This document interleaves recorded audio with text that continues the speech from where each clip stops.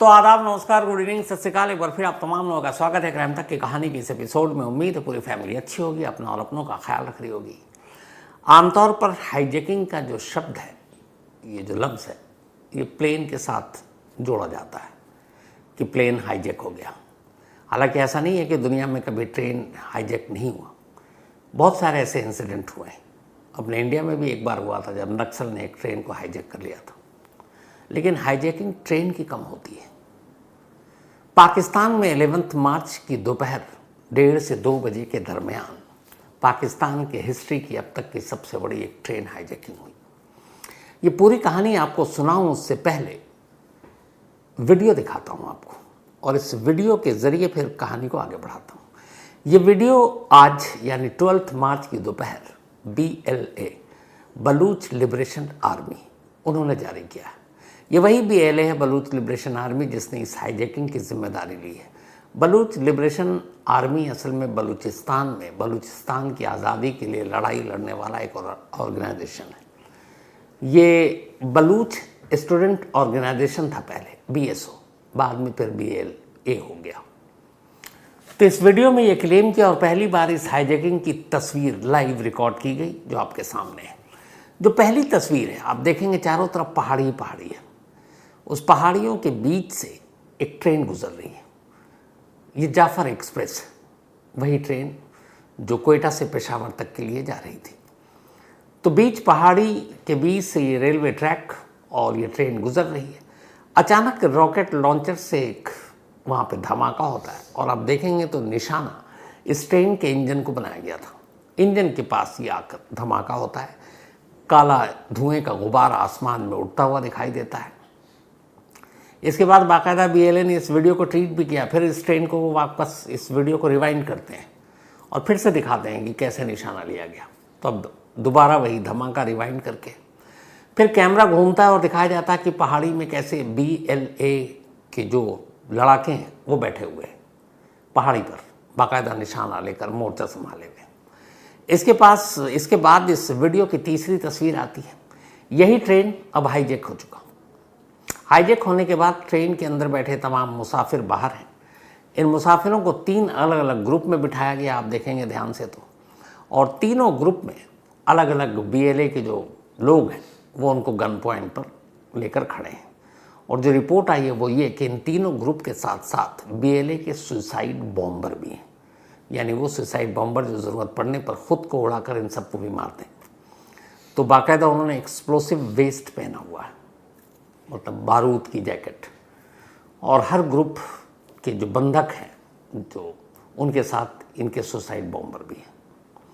और इन suicide bomber को खड़ा करने का एक मकसद ये भी है कि अगर पाकिस्तानी आर्मी या पाकिस्तानी सिक्योरिटी फोर्सेस कोई ऑपरेशन करती है तो फिर वो इन बंधकों को कवच और ढाल बनाकर वो बता सकते हैं कि हम सुसाइड बॉम्बर हैं, हम इन्हें उड़ा देंगे।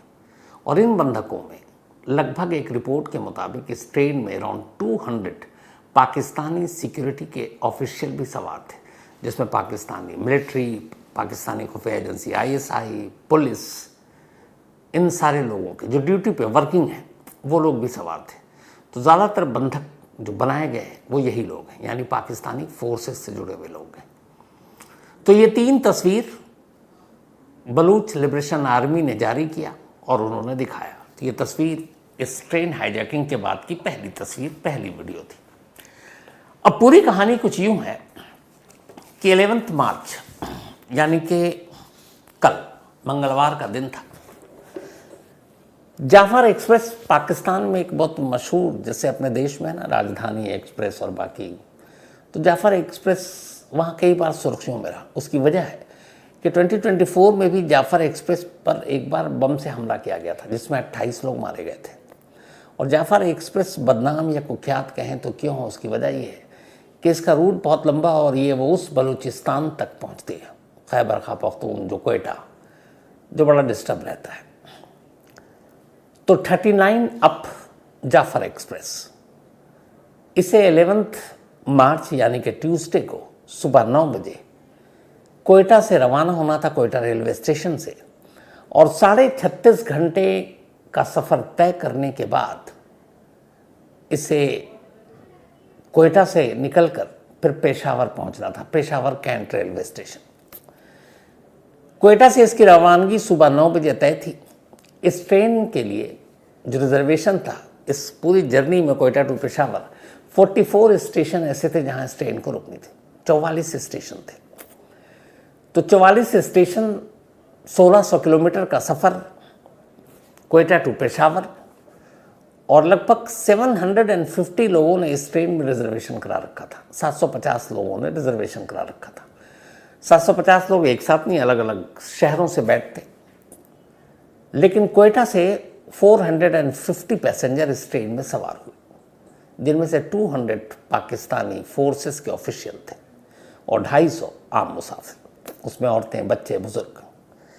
तो सुबह 9 बजे ये ट्रेन कोयटा से चली। कोयटा से चलने के बाद अब ये धीरे धीरे आगे बढ़ रही है। 1 घंटे या 1.5 घंटे के बाद इसका पहला स्टॉपेज था। फिर ये जब आगे बढ़ती गई तो इसके बाद लगभग दोपहर के 1:30 बजे थे जब ये ट्रेन अब कोयटा से 173 किलोमीटर आगे निकल चुकी थी। 173 किलोमीटर आगे जाने के बाद अब मशकफ एक जगह है, उसी मशकफ के पास से गुजर रही थी। अच्छा, ये जो पूरी जर्नी है इस ट्रेन में, बीच में नेशनल हाईवे भी पड़ता है पाकिस्तान का, और उस नेशनल हाईवे की खासियत ये है कि रेलवे ट्रैक के साथ साथ वो सड़क चलती है। जैसे अपने देश में आपने देखा होगा बहुत सारे हाईवे, सड़क और रेलवे ट्रैक दोनों एक साथ हैं। लेकिन जैसे ही बोलान पास, घाटी का नाम है पूरा, बोलान पास और मशकफ के पास से गुजरते हैं तो फिर ट्रैक जो है वो पहाड़ियों के बीच से गुजर रही है और हाईवे गायब है। अब वहाँ ऊबड़ खाबड़ रास्ते हैं और नज़दीक में कोई सड़क नहीं है, दूसरी तरफ नदी है, बोलान रिवर। तो अब जैसे ही बोलान के पास जा रहे हैं तो आप हाईवे से कट गए, नेशनल हाईवे से कट गए। अब वहाँ पे रास्ते बड़े मुश्किल हैं, दुश्वार रास्ते हैं। तो ये ट्रेन अब मशकफ के पास एक टनल से गुजरती है, टनल नंबर 8। जैसे ही उस टनल के पास से गुजरती है, अचानक जो शुरू में आपको वीडियो दिखाया, एक धमाका होता है। इंजन के पास एक रॉकेट लॉन्चर आकर गिरता है और इसी हमले में ड्राइवर को चोट लगती है। जैसे ही हुआ तो अब ड्राइवर ने ब्रेक मारी, ड्राइवर घायल भी, और उसे लगा आगे पता नहीं ट्रैक उड़ा ना दिया गया हो। वो ट्रेन रोकता है। जैसे ही रोकता, आसपास की पहाड़ियों में छुपे BLA के लोग फौरन ट्रेन पर धावा बोल देते हैं। लेकिन इस ट्रेन के अंदर सिक्योरिटी गार्ड भी थे, क्योंकि इस ट्रेन पर पहले भी हमले हो चुके हैं। 2024 में शायद अक्टूबर में ये ट्रेन दोबारा चली थी, 1-2 महीने तक सस्पेंड रही थी, नहीं चली थी, क्योंकि इस ट्रेन पर हमला हो गया था तो बंद कर दिया गया था। लेकिन फिर दोबारा चालू हुआ तो अब इसीलिए, लेकिन उस ट्रेन में अब सिक्योरिटी फोर्सेस चलती थी कि BLA के लोग हमला ना कर दें। तो जब वो लड़ाके वहाँ पर आए, धमाके के बाद ट्रेन रुक गई, तो अब अंदर से भी गोलियाँ चल रही और बाहर से भी गोलियाँ चल रही हैं। फिर थोड़ी देर की गोलीबारी के बाद BLA ने ट्रेन पर कब्जा कर लिया। कब्जा करने के बाद सारे मुसाफिरों को उतारा। उतारने के बाद उन्हें 3 अलग अलग ग्रुप में बांटा, और इस दौरान अब तक जो फायरिंग हुई थी उसमें एक जो ड्राइवर था इस जाफर एक्सप्रेस का, उसकी मौत हो गई। इसके अलावा 9 पाकिस्तानी सिक्योरिटी ऑफिशियल की भी मौत हो गई। इधर से भी कहते हैं कि 27 BLA के लोग मारे गए, जो पाकिस्तानी मतलब सिक्योरिटी फोर्सेस हैं, उनका क्लेम है, ये उनका दावा है। तो खैर अब 3 ग्रुप में इनको बिठाया गया अलग अलग। इसके बाद उनमें से औरतें, बच्चे, बुजुर्ग और वो लोग जो बलूच के सिटीज़न थे, मतलब बलूच के रहने वाले थे। सिटीज़न तो पाकिस्तानी है लेकिन जो बलूच में ही रहते हैं, बलूचिस्तानी, जो बलूचिस्तान में रहते हैं उनको बलूच बोलते हैं, उन सबको अलग किया और उनसे कहा कि ठीक है आप लोग जाओ, और उनको नज़दीकी स्टेशन भेज दिया गया। सबसे नज़दीकी बड़ा स्टेशन यहाँ शिवी है और सबसे बड़ा हॉस्पिटल भी वहीं था। तो उन लोगों को अलग किया गया, उनको सेफ पैसेज दिया गया और उन लोगों को निकाल दिया गया। अब बाकी अराउंड 180 के आसपास ऐसे लोग जो पाकिस्तानी ऑफिशियल थे, या तो मिलिट्री में या ISI में या पुलिस में पोस्टेड थे, उनको बंधक बना लिया गया। बंधक बनाने के बाद फिर BLA ने एक स्टेटमेंट जारी किया और BLA ने एक बयान जारी कर ये कहा कि अगर इन बंधकों को छुड़ाने की कोशिश की गई तो इसका अंजाम बुरा होगा। और बाकायदा उन्होंने इस हाईजैकिंग की जिम्मेदारी भी ले ली और एक रिलीज़ जारी की। और रिलीज़ जारी करने के बाद उन्होंने कहा कि जाफर एक्सप्रेस के 182 मुसाफिरों को बंधक बना रखा। ये ऑफिशियली है उनका, बीएलए का जो प्रेस रिलीज जारी किया उन्होंने। जबकि गोलीबारी में उनका कहना है कि पाकिस्तानी मिलिट्री के 11 लोग मारे गए। बीएलए ने अपने इस बयान में ये भी कहा कि उन्होंने पाक आर्मी का एक ड्रोन मार गिराया। साथ ही ये भी कहा कि ट्रेन पर पूरी तरह से कब्जा है और उन्होंने कहा कि इस ट्रेन में पाकिस्तानी आर्मी, पुलिस, आईएसआई और एटीएफ के स्टाफ जिनको बंधक बनाया गया है। इस स्टेटमेंट में बीएलए ये भी कहता है कि औरतें, बच्चे, बुजुर्ग और बलोच नागरिकों को छोड़ दिया गया है और साथ में धमकी दी गई अगर पाकिस्तानी मिलिट्री ने या सिक्योरिटी फोर्सेस ने बंधकों को छुड़ाने की कोशिश की या कोई ऑपरेशन किया तो फिर वो एक एक कर इन सारे बंधकों को यानी 182 जो होस्टेजेस हैं उनको मार देंगे। बाकायदा बीएलए ने ये भी बताया कि इस ट्रेन को हाईजैक किसने किया है। बीएलए उनकी यानी कि बलूच लिबरेशन आर्मी की उनकी अपनी अलग अलग विंग और यूनिट्स हैं। उस यूनिट्स का भी नाम दिया जिन्होंने इस ट्रेन को हाईजैक किया। उन यूनिट्स के नाम है जो बीएलए के, उसमें हैं एक नाम बीएलए की मजीद ब्रिगेड, इसके अलावा एसटीओएस, फतेह स्क्वाड और जीरब यूनिट। 4 अलग अलग यूनिट है बीएलए के जिन्होंने इस ट्रेन को हाईजैक किया है। तो उन्होंने स्टेटमेंट जारी किया, कल आज वीडियो जारी कर दिया कि ये देखो हमने इस तरह हाईजैक किया।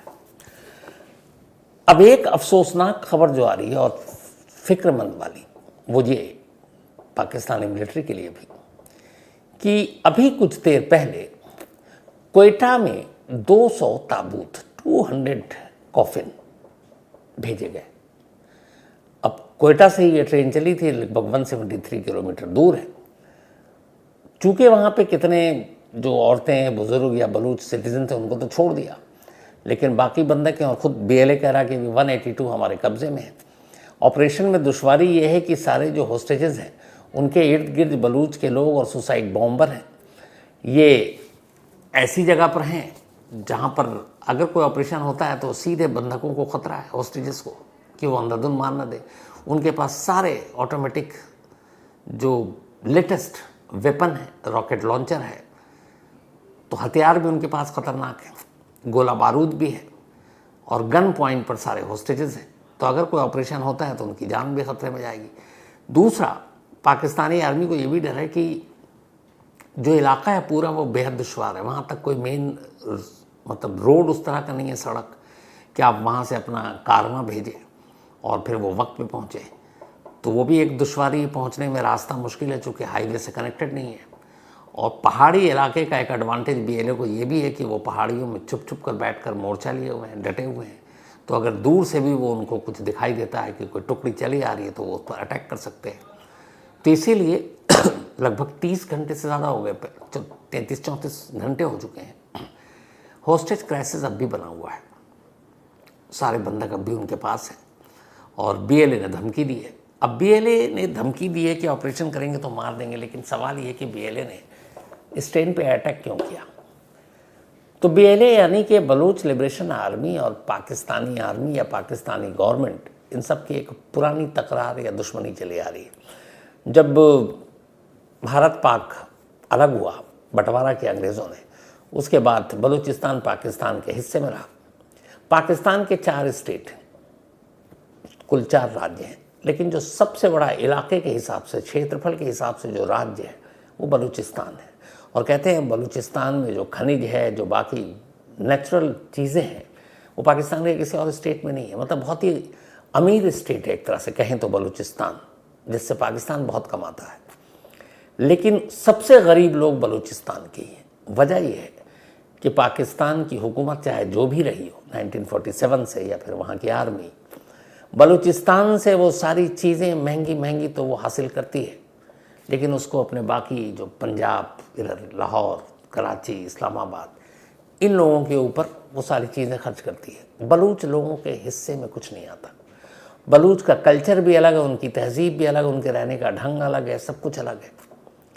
और वो शुरू से नहीं चाहते थे कि वो पाकिस्तान का हिस्सा बने। बलूचिस्तान की यही मांग है कि बलूचिस्तान एक अलग देश हो, एक आज़ाद देश हो जो पाकिस्तान के साथ ना हो। और उसकी इसी डिमांड को लेके वहाँ अलग अलग बहुत सारे ग्रुप बने। कहते हैं कि अभी लास्ट 20-25 साल में ही 25,000 से ज़्यादा बलूचिस्तान लोग जो इस क्रांति को उठा रहे थे उनको मार दिया गया। 20-25,000 लोग आज भी गायब है जिनका कोई सुराग नहीं है। वहाँ की पाकिस्तान की मिलिट्री पर इल्ज़ाम लगता है कि वो जब तब बलूच के लोगों पर जुल्म करते हैं, उनके घरों को जला देते हैं, उनके लोगों को उठा लेते हैं, जवान लड़कों को गोलियों का निशाना बनाते हैं। तो ये सारी लड़ाई चल रही है जिसकी वजह से बलूचिस्तान के लोग एक मुहिम पर हैं अपने देश की आज़ादी की, एक बलूचिस्तान अलग मांग को लेकर। और बहुत सारे बलूच के लोग जेलों में हैं पाकिस्तान के। तो यही वो सारी चीज़ें हैं जिसकी वजह से इस हाईजैकिंग के ज़रिए BLA अपनी बात पाकिस्तान सरकार तक पहुंचाना चाहता है। हो सकता है कुछ समझौता या कुछ अपनी मांगे भी मनवानी हो तो उसके ज़रिए कि इस बंधकों की रिहाई के बदले में क्या किया जाए। लेकिन कुल मिलाकर हालात ये हैं कि 32-33 घंटे हो चुके हैं। ये ट्रेन उसी पहाड़ी के इलाके में खड़ी है और कमाल ये है कि जो पूरा इलाका है इसमें बहुत सारे टनल से होकर ट्रेन गुजरती है। जिस जगह पर ये हुआ है मशकफ, ये जस्ट टनल से ट्रेन बाहर ही निकली थी और टनल नंबर 8 है ये। और ऐसे बहुत सारे टनल है आसपास का जो लोकेशन है। चूँकि यहाँ सड़क नेशनल हाईवे से कट गया तो पूरी प्लानिंग थी BLA की कि कहाँ पर इस ट्रेन पे अटैक करना है ताकि ये सड़क से दूर हो, हाईवे से दूर हो, पाकिस्तानी फोर्सेस को पहुँचने में वक्त लगे। कुछ ड्रोन भेजे गए थे कोयटा से, उस ड्रोन को भी मार गिराने का इन्होंने दावा किया है। लेकिन पाकिस्तानी फोर्स का कहना है कि हम पूरा एक क्लियरेंस ऑपरेशन हमारा जारी रहेगा और जब तक सारे बंधकों को हम बचा न लें, छुड़ा न लें, हमारे मतलब ये पूरा जो मुहिम है ये रुकेगा नहीं।